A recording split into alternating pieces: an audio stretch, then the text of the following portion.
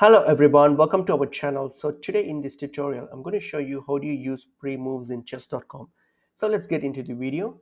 So open up chess.com. So once you're on your chess.com, when you're logged in to your account, so once you're already logged in, so what you have to do now here is let me like just play a game. So just to show you, so I'll just start a game. All right, so click on play, and then what you're going to do here is firstly, let me show you how do you enable pre-moves first. So click on the settings option here. All right. So once you click on the settings option here, uh, go to the play tab. So under play tab, there'll be a sub tab called live. So click on live, and here there's an option called pre-move. So now here, turn that on and then hit on save. So that's how you actually enable it.